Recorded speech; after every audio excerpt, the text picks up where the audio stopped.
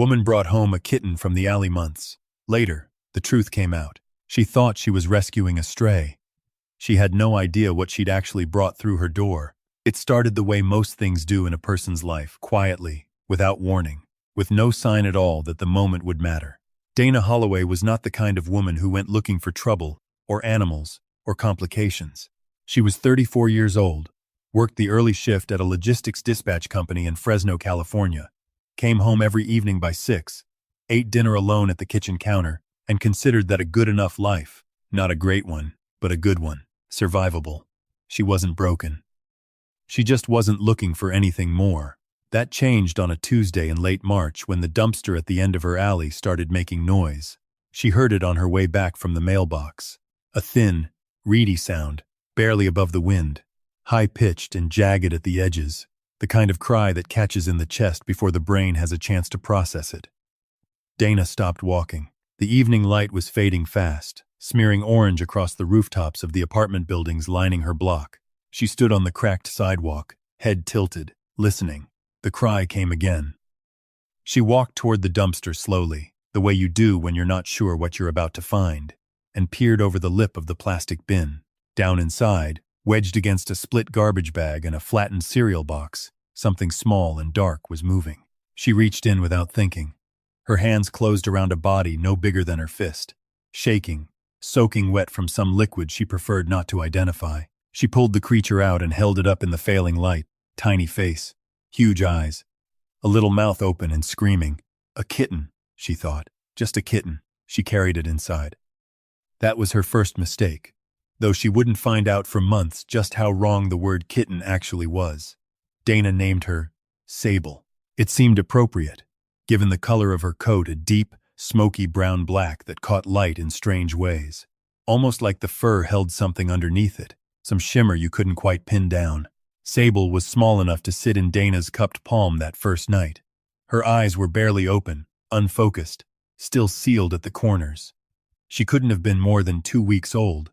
Maybe 3. It was hard to tell. Dana knew almost nothing about raising a neonatal kitten.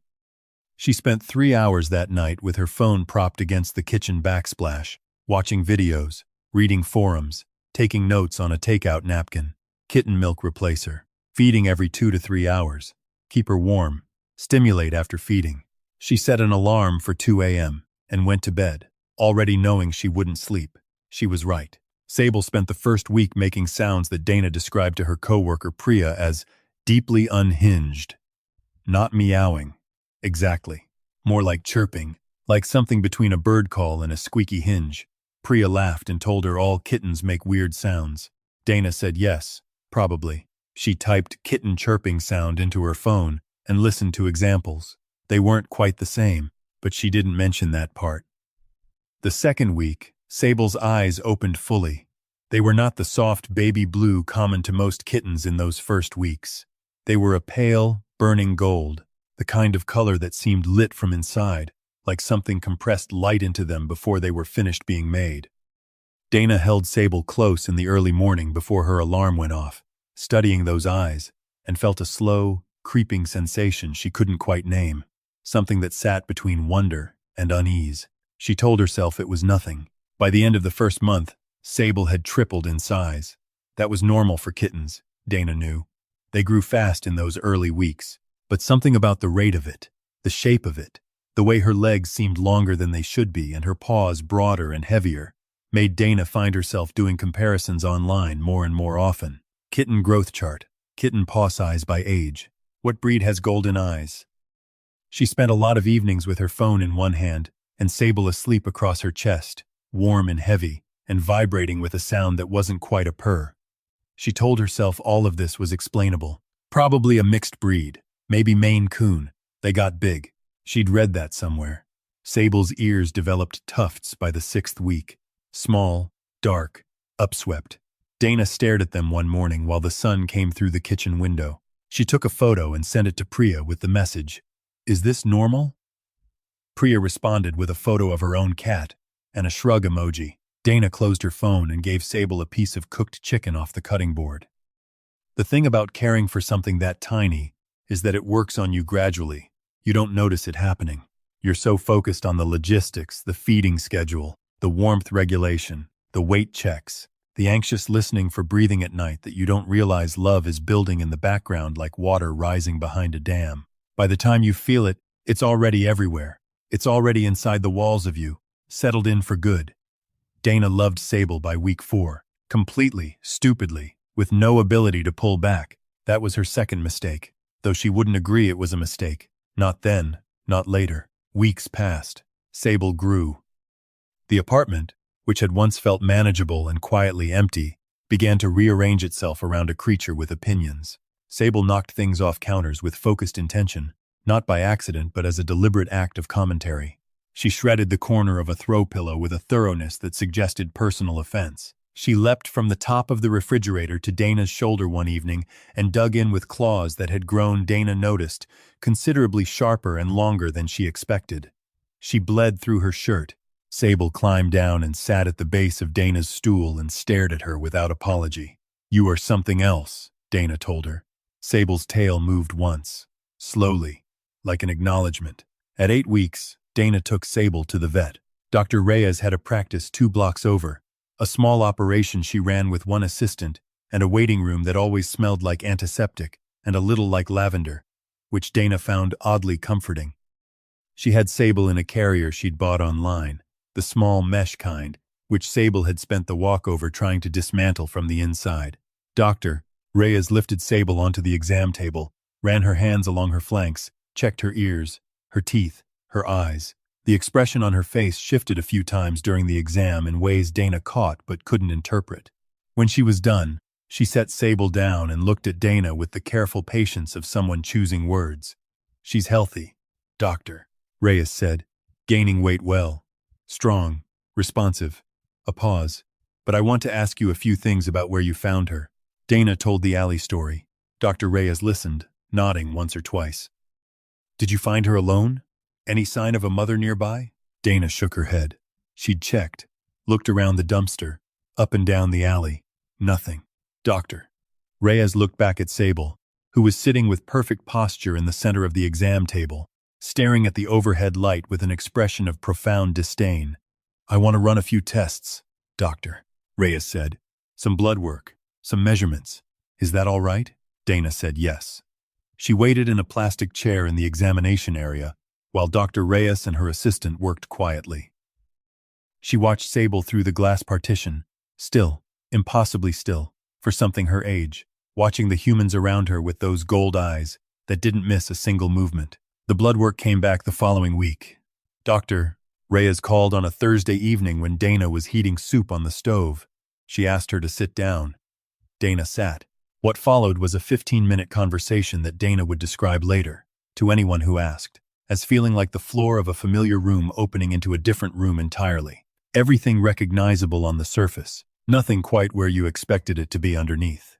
Sable was not a domestic cat, not fully, not even mostly. Dr.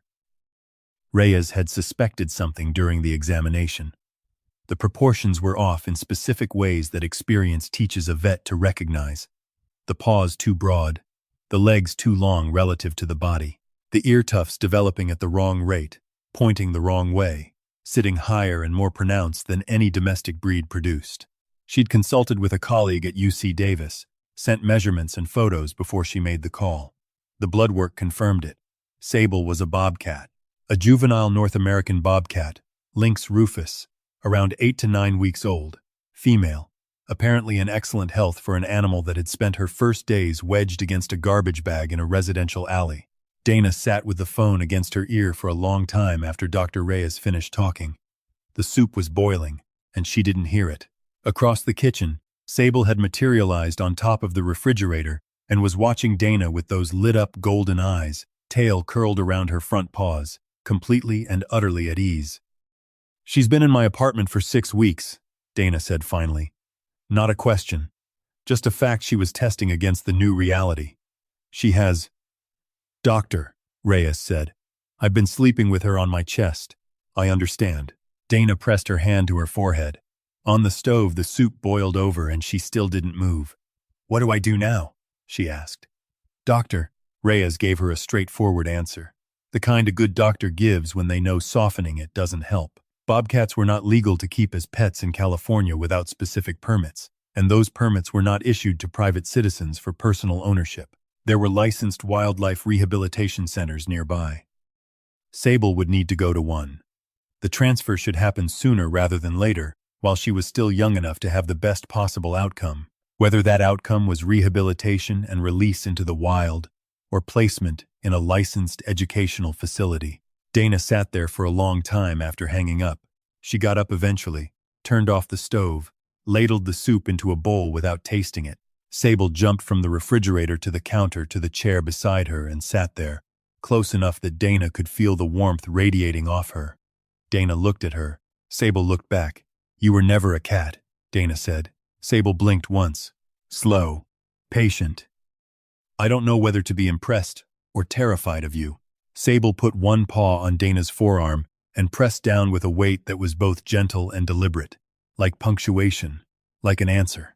The next morning, Dana called the number Dr. Reyes had given her, the Sierra Foothills Wildlife Rehabilitation Center. She spoke to a woman named Carol who had the kind of measured, warm voice you develop after years of dealing with people in exactly the kind of situation Dana was now in. Panic and attachment, guilt and love, all braided together into something that came out as a kind of stunned confusion. Carol asked a series of questions about Sable's behavior, her weight, what Dana had been feeding her, whether she'd shown any signs of illness. Her voice stayed even throughout, never alarmed, never sharp, the kind of steady that helps frightened people breathe. When Dana finished answering, Carol was quiet for a moment. "She sounds like she's thriving," Carol said. "That's remarkable, honestly. You did well by her." "I didn't know what she was," Dana said. "Most people don't. Bobcat kittens at that age look enough like domestic cats that even people with some animal experience get confused.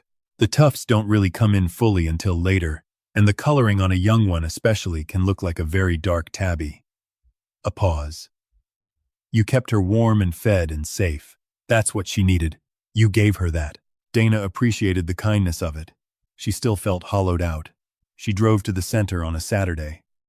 It was a 2-hour drive into the foothills, the road rising steadily through dry scrub and scattered oak and long stretches where nothing but the mountain was visible. She had Sable in the carrier in the passenger seat. Sable spent the first half-hour voicing her objections to the confinement at considerable volume, and then fell silent and curled herself into a tight knot and slept. Dana drove, and did not let herself think too directly about where they were going and what she was going to do when they got there. The center was a low, spread-out complex, set back from a gravel road. A long fence ran the perimeter, and beyond it Dana could see enclosures of varying sizes, some small and close to the main building, others large and heavily wooded at the far end of the property. A hand-painted sign at the gate said Sierra Foothills Wildlife Rehabilitation Center, and underneath, in smaller letters, "Where Wild Things Heal." Carol met her in the parking lot. She was shorter than Dana had imagined, with gray-streaked hair pulled back simply, and the kind of sun-weathered face that came from years spent mostly outdoors. She shook Dana's hand and looked at the carrier and smiled. "Let me see her," she said. Dana held the carrier up.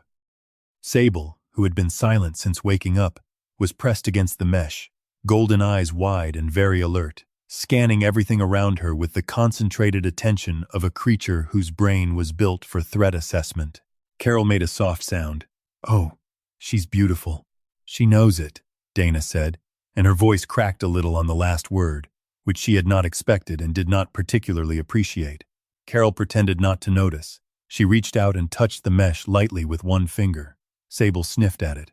Then she pressed her nose fully against the mesh for a long moment, inhaling, and pulled back. "Come inside," Carol said. "I want to show you where she'll be." What followed was 2 hours Dana would revisit many times in the months ahead. Carol walked her through the facility with a patience that felt genuine rather than performed. She showed her the enclosure Sable would start in, a quiet, temperature-controlled room at the back of the main building, separate from the other animals while she settled. She explained the process, the stages of rehabilitation, what it would look like for a bobcat of Sable's age and background, raised in close proximity to humans for the first months of her life. "Her situation is specific," Carol said, leaning against the fence outside Sable's assigned enclosure. "She's been socialized to humans in ways that a wild-born bobcat wouldn't be. That's not a bad thing, necessarily. It just shapes the options. What are the options? Dana asked. Carol looked out at the trees beyond the fence for a moment. For some animals, if they come in young enough and the socialization is light, we can run a full wild program. Limit human contact, teach wild behaviors, aim for release. She turned back to Dana. For others, especially ones who've been this closely bonded with a human caretaker during those critical early weeks, release isn't the right outcome. They can't survive without human support. They end up in placement facilities, licensed sanctuaries, educational programs, places where they can live safe, enriched lives, and serve a purpose. Which will she be? Dana asked. Carol studied her for a moment. We'll have to see. She's young enough that we have real options still. We'll run a careful assessment over the next few weeks. What we won't do is rush it. Dana nodded. She looked at the carrier in her hands, where Sable had fallen silent again. She opened the mesh door slowly, expecting a fight. Sable walked out onto Dana's forearm, stood there for one long moment, looking at the enclosure in front of them, at Carol, at the open space beyond the fence, at everything with that measuring golden gaze. Then she stepped off Dana's arm and walked toward the enclosure door that a young volunteer was holding open, and she went inside. She didn't look back. Dana had expected her to look back. The drive home took longer than it should have, partly because she missed 2 turns, and partly because she pulled off the road once at a wide gravel shoulder and sat there with the engine running for 20 minutes watching the mountains against the afternoon sky. The apartment was extremely quiet when she got home. She went to bed early and slept poorly, and in the morning made coffee and stood at the counter and stared at the spot on top of the refrigerator that was now empty. The throw pillow with the shredded corner was still on the couch. She left it there. What she had not expected, what Carol had not fully prepared her for, was what came next. The days after were not dramatically painful. There was no spectacular grief, no crying in particular moments, no single point of collapse. It was quieter than that, more like a low, constant pressure across the chest, a heaviness that didn't announce itself but was simply there when she woke up, and there when she went to sleep, and there through the long middle hours in between. She threw herself into the research. That was how Dana processed things, had always been. She read everything she could find about bobcats, their range and habitat, their hunting behaviors, their social structures, the way kittens were raised in the wild, the role of mothers, the territories they mapped by scent. She read about rehabilitation outcomes, about the differences between wild-born animals and those raised in early human proximity. She read studies out of UC Davis and reports from wildlife centers across the western states and personal accounts from rehabbers and naturalists. She read until she felt less helpless, which was the point. She also called Carol twice a week. Carol answered every time. The updates were careful and professional, and also warm. Sable was eating well, Carol said. She was adapting to the enclosure faster than expected. She'd started exploring the whole space within the first 3 days, which was a good sign. A sign of confidence and natural curiosity rather than fear-driven shutdown. She was vocal, still, in her particular chirping way, especially in the mornings. She has a lot to say, Carol reported, and Dana could hear the smile in her voice. She always did, Dana said. At the end of the second week, Carol asked if Dana would like to visit. She said it carefully.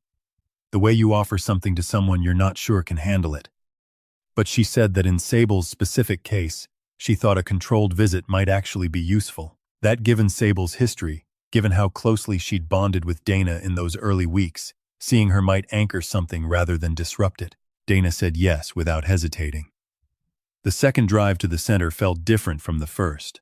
The same road, the same oaks and dry scrub rising into the foothills, the same long silences, but different somehow. Something less like dread and more like anticipation. She wasn't sure whether that was better or worse. Carol met her at the gate and walked her to a different part of the facility, not the enclosure she'd seen on that first day, but a larger space toward the back of the property, half covered, half open to the sky, with a heavy wire mesh canopy and a floor that was half concrete and half packed earth, with a raised wooden platform in the far corner and a series of wooden branches arranged at different heights. It was, Dana thought, the Bobcat version of a very thoughtful apartment. Sable was on the platform. She was bigger. Dana knew intellectually that 3 weeks would produce visible change at this stage of development, but seeing it was something else entirely. Sable's legs were longer, her head broader. The tufts on her ears had grown out fully, dramatically, catching the afternoon light. She sat on the platform with an ease that looked different from the ease she'd had in Dana's kitchen. This was a different kind of comfort, more rooted, more sure. Carol stayed at the back of the space and let Dana approach slowly. Sable watched her come with those gold eyes that had not changed 1 degree in their intensity. She didn't move from the platform. Dana stopped a few feet away. She didn't call Sable's name. She just stood there, letting herself be assessed, which was exactly what was happening. She could feel it in the precision of that gaze. Then Sable stepped off the platform, unhurried, 1 step at a time. She walked across the enclosure floor and stopped directly in front of Dana and sat down and looked up at her. Dana crouched slowly. She reached out 1 hand, palm up. Sable dropped her chin and pressed it against Dana's palm and held it there. The weight of it was a small, specific, unbearable thing. Dana breathed in and out and did not say anything. "She remembers you," Carol said from the back of the space, quietly. "I know," Dana said. Her voice came out steady. She was grateful for that. What Carol told her over the following weeks, over those calls that had become the reliable anchors of Dana's Thursdays, was that Sable's assessment was going well but was also producing what Carol called a genuinely interesting outcome. She used those exact words, genuinely interesting outcome. Dana learned to translate Carol's careful language pretty quickly. Sable was not going to be a release candidate. Carol had known within the first week that the odds were very low, and by the 3rd week the team had reached a confident conclusion. The early human socialization was too deep, the bond too formative. A bobcat raised from 2 weeks old by a single human caretaker, sleeping on her chest, eating from her hands, responding to her voice, was a bobcat whose understanding of the world had been permanently shaped by that experience. She would not fear humans the way a wild animal needed to fear humans to survive in the wild. She would approach rather than retreat. She would seek contact rather than avoid it. That was not a safe animal in the wilderness. But that was not the whole of the assessment. What Sable was, Carol said on a call in mid-May, was extraordinary in specific ways that the team had been watching with real interest. She had a behavioral profile that Carol, in 31 years of wildlife rehabilitation, had seen only rarely. She was calm, deeply, unusually calm, even in new situations, with new people, with new sounds and stimuli. She did not panic. She assessed. There was a precision to her engagement with the world that Carol found genuinely striking. She sought contact with humans without being dependent in a desperate, anxious way. She wanted connection on her terms. She investigated, then she decided, and when she decided you were acceptable, she committed to that assessment with the kind of steadiness that wild animals almost never offered humans. She'd be a remarkable candidate for an education program, Carol said. If the right placement came through, Dana asked what that meant. Carol explained. There were licensed wildlife education programs attached to nature centers and schools and conservation organizations that worked with non-releasable wild animals. Animals that had been raised by humans, or that had injuries preventing survival in the wild, or that had behavioral profiles that made them safe for carefully managed human contact.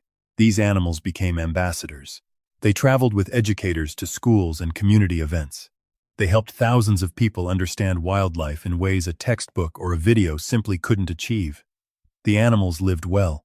They had enrichment, veterinary care, bonded relationships with their handlers, lives that were full rather than empty.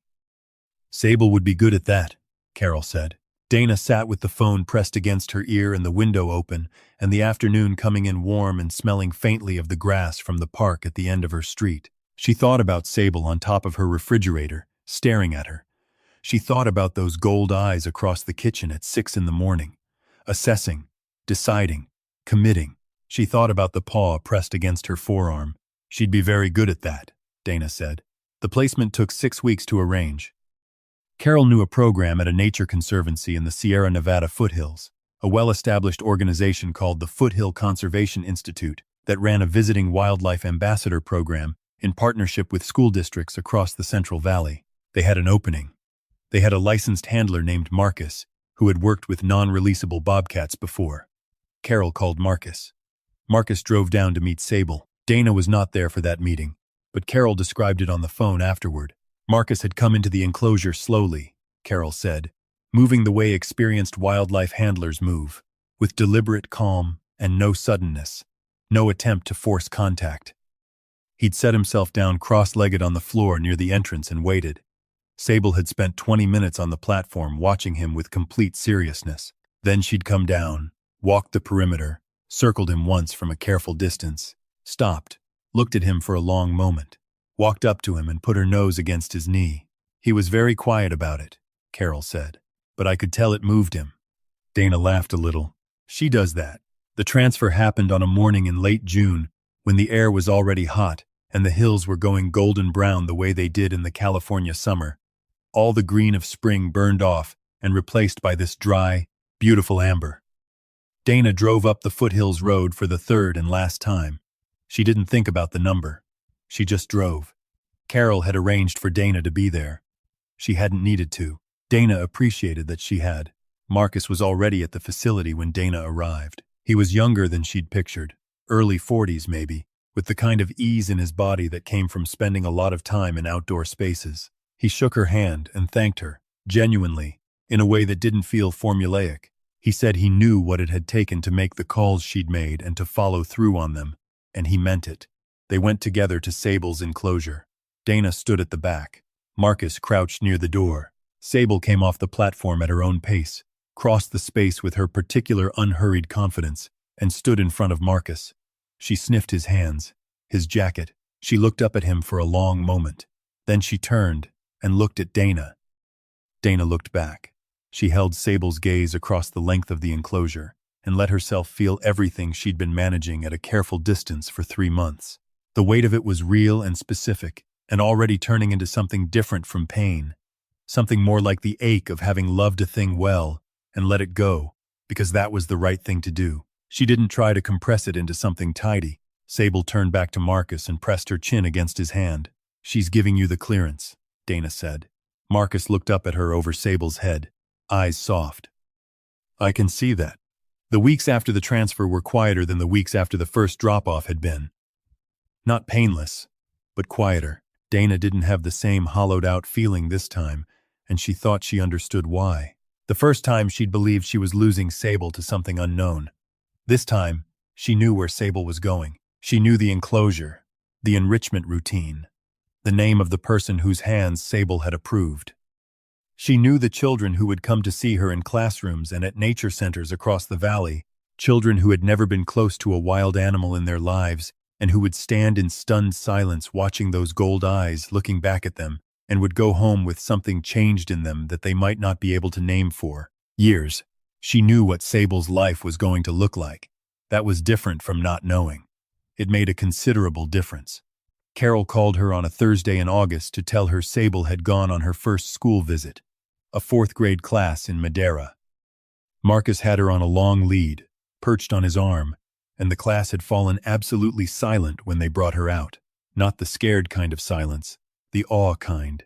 Sable had looked out across all those faces with perfect composure, unhurried, unbothered, and had spotted, in the back row, a girl who was crying quietly, not from fear but from something she couldn't articulate. Sable had watched her for a long moment.